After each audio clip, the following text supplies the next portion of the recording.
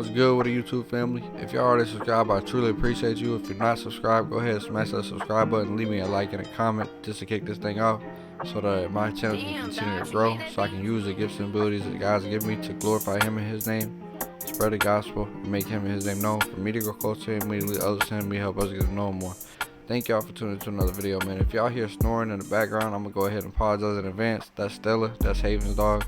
You know what I'm saying? I'm dog sitting. I'm a real professional Uncle Lake. So yeah, to keep this cut off, I went and I brushed in the pattern at the waver brushed his hair, and then I cut, and now I'm cutting with the number 1 guard closed in the pattern at the waver brushed his hair. Not really a waver, but you know, still a wave type haircut. So y'all, whoever want to say something about that, you know. But yeah, y'all can see we're doing like not a drop fade, but we're doing like a low fade, and it skipped through the part, the first part. But basically what I did, I opened my lever fully, and I went to the top of this guideline, and to establish the guideline I flicked out, and then I open the lever. I keep the lever all the way open, go to the top of the guideline, then I close the lever halfway, go halfway down the guideline, close my lever all the way, and hit the bottom of the guideline, taking the light out completely.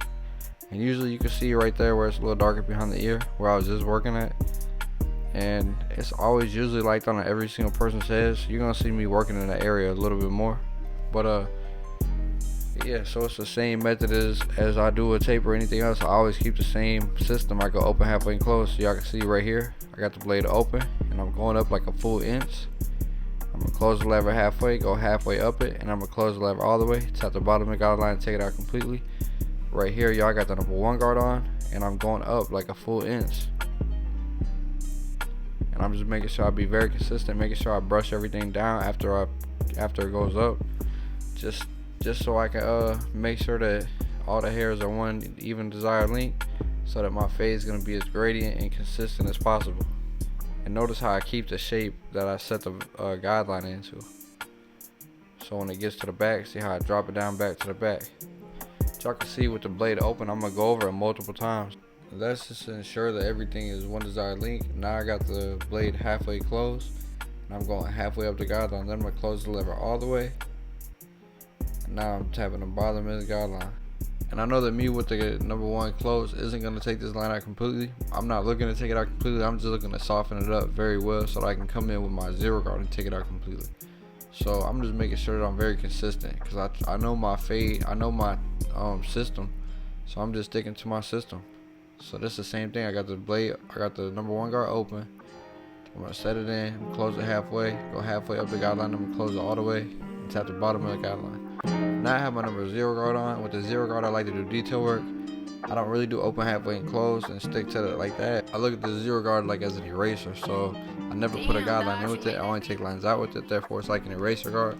So by detail work though, what I mean by detail work is I open and close the lever when need be, and I just use the last couple teeth of the corner of my blade to pinpoint dark spots and to bring them to the light. So that's what I'm doing here. I'm just doing detail work, and I'm using my barber eyes to be able to see what I need to do. So I'm not really laying my blade flat too much. And this is the area that I was talking about right here. This area is usually, it stays a little darker on a lot of people when you're doing the whole like fade around the head, because it's just the hair's a lot more full there. It's a lot more dense there. So y'all see what I'm doing? I'm just pinpoint dark spots, bringing them to light, using detail work. And then this is the same thing. I like to work in sections, so I work like from the front of the head to a little bit behind the ear, and behind the ear to the back of the head. Right here, I'm just using my 2 guard, and I have it closed. And I know that I went with a number 1 closed with the grain, so I know a number 2 guard against the grain shouldn't really cut too much. I just wanted to even out, make sure everything was even. And right here, to finish the fade off, I have my number 1 guard open, and I know that I went all the way up to the top with the number 2 closed. So I have the number 1 guard open, and I'm gonna slowly close my lever and come down on this fade and pull this fade together. And as you're doing the fade, the whole process of the fade, you want to make sure that everything's consistent. You want to make sure that you're keeping it in the same direction that you set the ball line in. So you want to make sure, see how I rise up a little bit right here, and then I'm gonna drop it down in the back. You want to make sure that you keep it consistent with your ball line, and then with your guideline. With each guideline don't have to be the same. Like say if I had the blade open, I can make the blade open a full inch. And then if I want to make my number 1 guard an inch and a half, I can make it an inch and a half. Just make sure that each of your guidelines matches that guideline. Hopefully that makes sense. But that's what's gonna give you a butter blend. That's what's gonna make your fade stand out. That's what's gonna make your fade consistent. That's what's gonna give you the best cut possible, for real. That's what's gonna give you the most gradients in your fade and give you the smoothest fade possible. Just being consistent in every area. So keeping your guidelines the same as that ball line was, and then each of your guidelines you want it to all be the same. Right here, y'all, I'm doing detail work. This is the same thing as I was with the 0 guard. I'm just using the last couple teeth of my blade, and I'm just pinpoint dark spots, bring them to the light. I'm just, this is where you really get barbarized. So y'all, right here, y'all already know what it is on this side. I'm gonna go ahead and tap into my message. Today's message is part 3 of the side of vision. Vision is the mother of goodness. God's vision for you is always good, and you should receive it every day. James 1:17. Every good gift and every perfect gift is from above and comes down from the Father of lights, with whom there is no variation or shadow of turning. He took this message from Exodus 33 verses 18 through 23. God will give you vision in an instant. You must be the one to retain it. That's why he tells us this in Habakkuk 2:2. And the Lord answered me and said, write the vision and make it plain upon tablets, that he may run that readeth it. I could really tap into that and make a whole message out of that, for real. And y'all should go read verse 3 of that too. And then Philippians 3:12 through 14 is basically about forgetting the things which are behind and reaching forward to the things which are before, pressing toward the mark of the prize of the high calling of God in Christ Jesus. Vision requires new revelations. You are blessed. You have to see the goodness of the vision. When God calls you to something, people are going to persecute you. Learn to see the good in that person. Everything you do for God and everything you see from God should have a freshness about it. It should make you feel good. It should make you feel excited, ready to say you do and be more and better for Him, ready to continue to grow closer to Him and be more Christ-like. And like, you do something for God, it should always make you feel good. It should always make you feel good, because at the end of the day, He telling you to do it to grow closer to Him. So it should just rejuvenate you and reassure you that you're making good decisions and you're getting better every day. Hey y'all, this one really made me think. If y'all get anything from this message, get this. The vision's measure of greatness isn't power or authority, but service. What can you do for God to magnify Him? And what can you do for people to help them? Just like you have to feed your body to be able to produce energy, you have to feed your spirit by getting into the Word of God to produce energy for your spirit to be able to battle. We wrestle not against flesh and blood, and to be able to produce the gifts of the Spirit. Y'all gotta understand the life that Yeshua gives. You have to understand life to the full, till it overflows. Then you can pray, claim, believe, receive, and live in it. But the only way to do that is to understand it, and the only way you're gonna understand it is if you get in the Word yourself.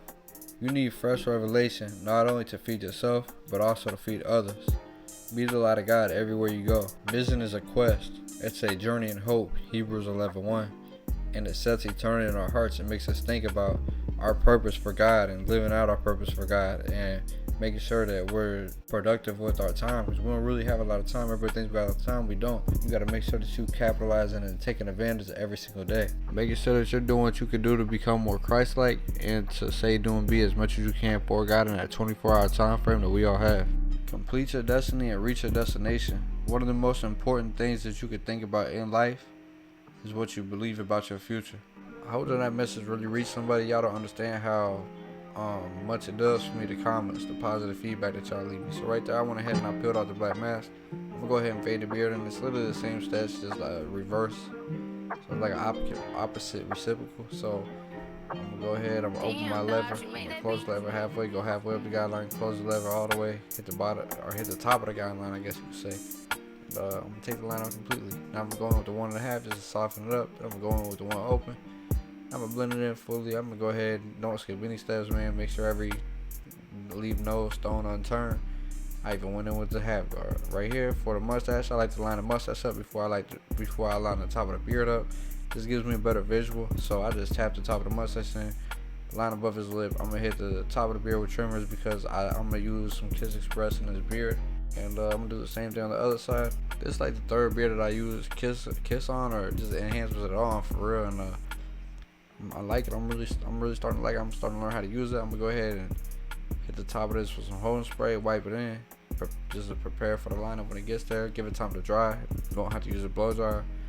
And right here, I'm gonna hit the top of the beard line with the razor, making sure that it's crispy. I'm gonna go over it a couple times just to make sure that it's crispy without the ash line. Like y'all, my lineups are crispy without the ash line. I don't need the ash line. Make sure that you like that too. I'm gonna go ahead and clear the face off. Y'all can see I wiped the ash line off, still crispy. I'm gonna do the same thing on this side. Make sure that I keep it as high as possible too. And then to apply Kiss Express, what you do is you keep it real light at the top, and then you brush it into the beard. I got the little brush at the corner store, and then before it dries, you want to line it up to make sure that it's not looking crazy and that it's in the right spots, because you don't want it to be like, you want it to be crispy. So y'all can see I ain't speed this side up. I kept this side real time for y'all, and y'all can see how I brush it in. You want to just put it in light at the top, and then after you do that, you want to brush it in, and you can press a little harder when you get to like the darker part of the beard. You just don't want the top of it to be super dark, because you don't want it to look crazy.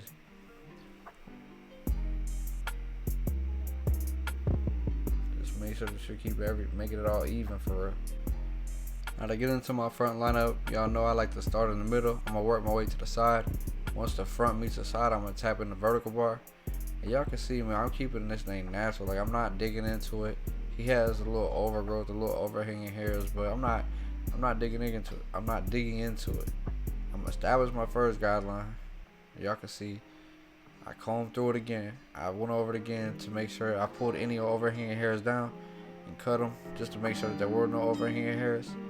That's how I solidify my lineup. And I'm gonna go ahead and throw in the C cup. Y'all can see I start from the top. I tap the little part at the top. I would go to the bottom, and then I work my way from the bottom to the top. Y'all can see I'm gonna tap the bottom or the back of this beard in. And y'all can see I'm literally gonna rinse and repeat the same thing on this side. So I just go off of the guideline, off of the line that I already established. I tap the line in, I hit the vertical bar, or hit the vertical bar. Y'all see how I check to measure my C cups to make sure that they was even. This side actually is a little bit higher naturally. Y'all can go back in the video and see it if you want to. But I ain't want to push the other side up just because the other side like already grew down a little farther anyway. So y'all can see, man, we clearly didn't need any enhancements before this, but well, we're gonna go ahead and enhance the cut. I'm using a Shine Cuts Hair Color Enhancement card. I'm using Kiss Express with the machine that I got. If y'all want to know what that is, I got a video. It's in my check the video in my videos. I went ahead and threw some fibers on top of it. I'm gonna line the fibers up. This will give it a little more of a natural look. And yeah, I'm gonna line the fibers up, making sure that everything's consistent. If y'all was able to sit through this 14-minute video with me, I truly appreciate y'all. Let me know what y'all think about this cut in the comment section. I think the whole cut turned out fire.